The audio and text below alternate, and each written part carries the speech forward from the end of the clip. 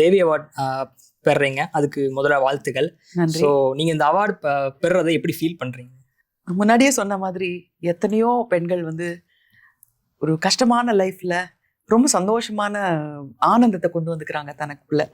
அவங்களெல்லாம் இது கம்பேர் பண்ணி பார்க்கும்போது எங்களுக்கெல்லாம் கொடுக்குறதெல்லாம் ஒரு பெரிய விஷயம் இல்லைன்னு நான் நினைக்கிறேன். பட் இருந்தாலும் பக்கத்தில் மற்றவங்களுக்கு யாருக்கெல்லாம் கொடுக்குறாங்க அவார்டு அப்படின்னு பார்க்கும்போது ஒரு சந்தோஷமா இருக்கு.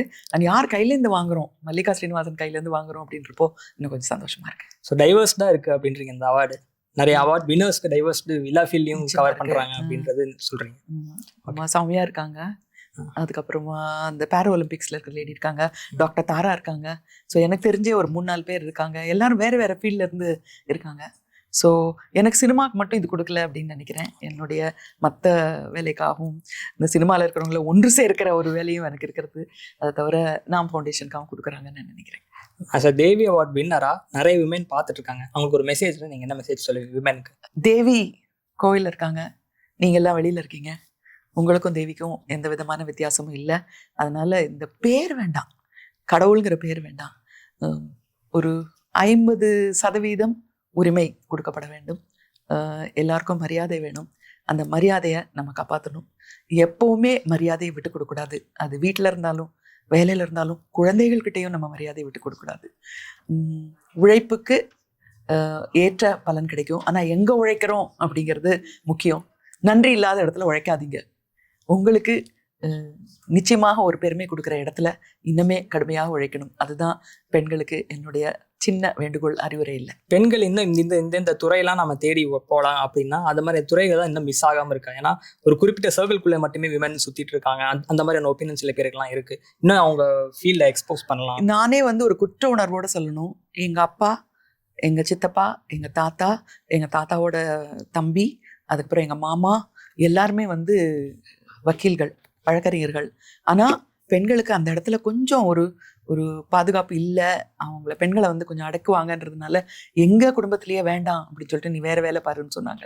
ஸோ அந்த மாதிரி நிறைய துறைகள் இருக்குது. அந்த துறையில் அந்த கிளாஸ் சீலிங் அப்படிங்கிறத உடைச்சிட்டு பெண்கள் வரணும். நான் வந்து சினிமாட்டோகிராஃபி அப்படிங்கிறதுல அதை கேமரா பர்சனாக வந்து கேமரா உமன்கிற பேர் வந்து நான் வந்ததுக்கப்புறம் தான் வந்தது.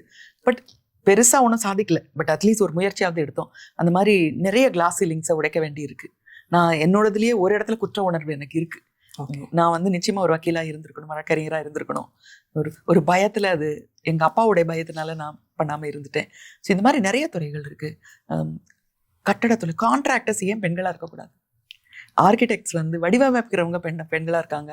அப்படி மாற்றக்கூடாது. அந்த வீட்டை வந்து ஃபுல்லாக புரிஞ்சுக்கிறது ஒரு பெண் தான். ஏன் அந்த கான்ட்ராக்டர்ஸ் பெண்களாக இல்லை? கொத்து வேலை செய்கிறவங்க பெண்களாக இருக்காங்க. ஆனால் அவங்களுக்கு என்ன வேலை செய்யணும்னு சொல்கிற அந்த கான்ட்ராக்டர், நான் வந்து ஆர்கிடெக்டை கூட சொல்லலை, கான்ட்ராக்டர்ஸ் ஏன் இல்லை? அந்த மாதிரி வேலைகளில் நிறைய பேர் இருக்கணும். ரோடு போடுற வேலையில் ஏன் ஒரு ஆண் ரோடு போடுறாரு, பெண்ணால் ரோடு போட முடியாதா?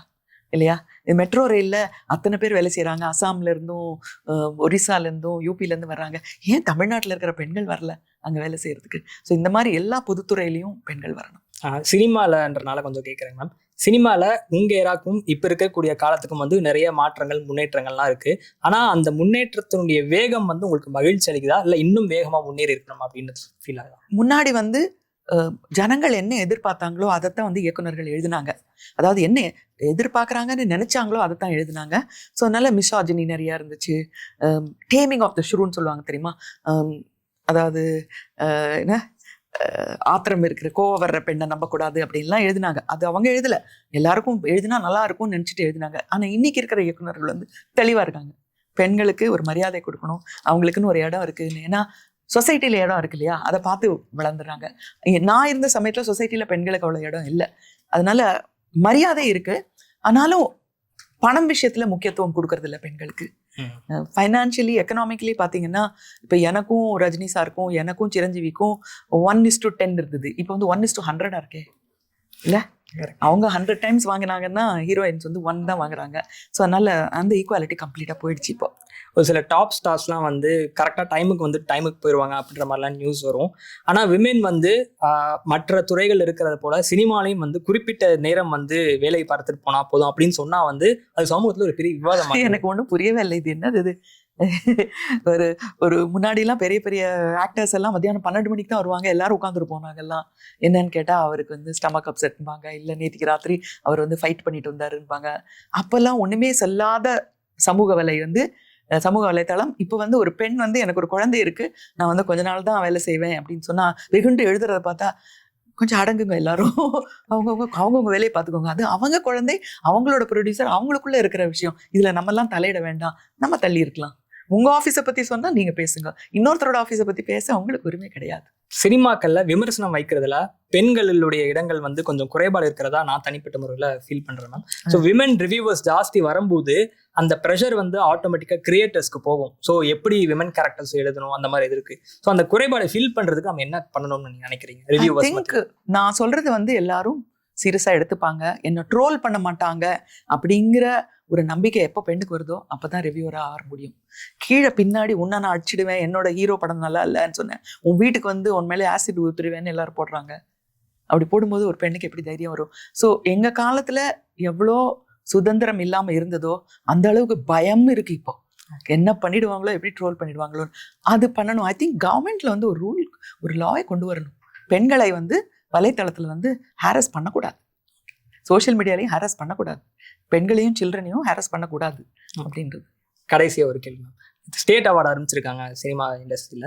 ஸோ அதில் நிறைய வின்னர்ஸ் இருக்காங்க, அவங்களுக்கு உங்களுடைய மெசேஜஸும் சொல்லலாம். இந்த சேம் டைம் வந்து ஒரு சில பேர் வந்து அதில் விமர்சனமும் வச்சிருக்காங்க, எந்த அளவுக்கு நேர்மை இருக்குது அப்படின்றது இல்லை. ஸோ இதோடய ஒரு 20 பேர் சேர்ந்து அவசர அவசரமாக ஒரு அவார்டு கமிட்டியில், நானும் இந்த மாதிரி கமிட்டிலலாம் இருந்திருக்கேன்.